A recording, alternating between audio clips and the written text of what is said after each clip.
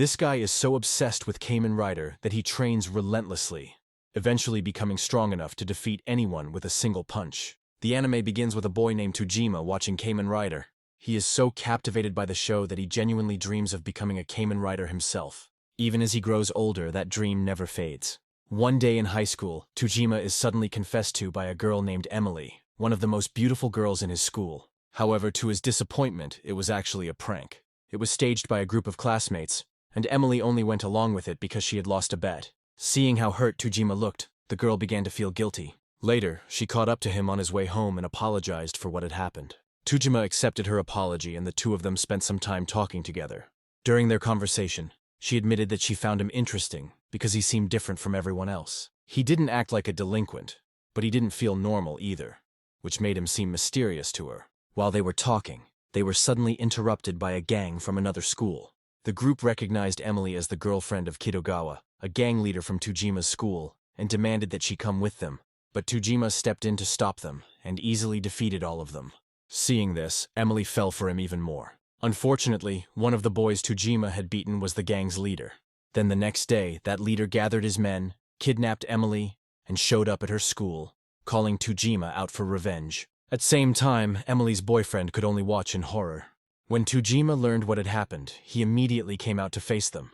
Instead of looking tense, he mocked the gang, calling them childish for claiming they were starting a war. He pointed out that they were just students with no jobs and no real place in society. Enraged by his words, the gang attacked him all at once. Tojima fought back, but he was badly outnumbered and was beaten severely. However, just as the gang thought it was over and prepared to leave with Emily, Tojima suddenly stood back up, sending fear through the crowd.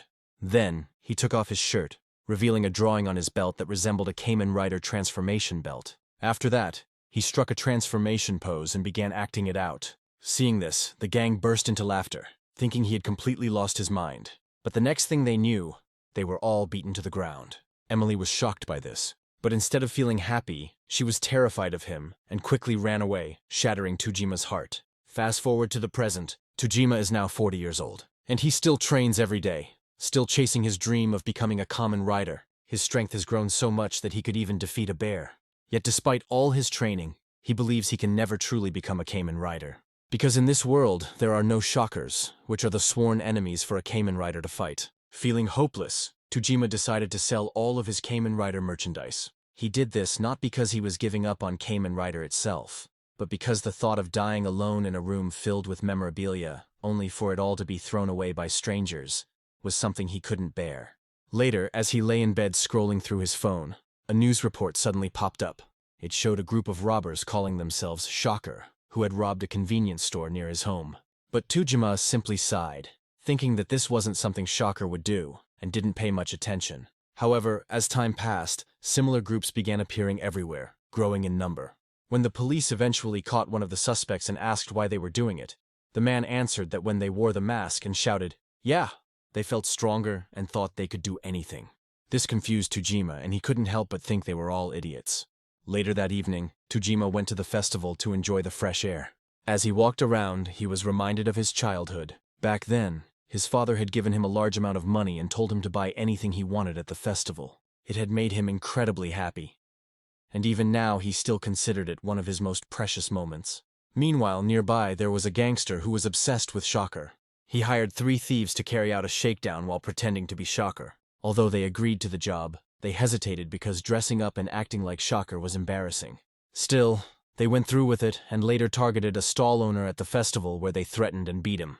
Fortunately, Tojima was nearby and wanted to help, but he didn't want to show his face. Looking around, he noticed a Kamen Rider mask being sold at a stall and quickly bought it. Wearing the mask, he confronted the Shocker members and declared that he was a Kamen Rider.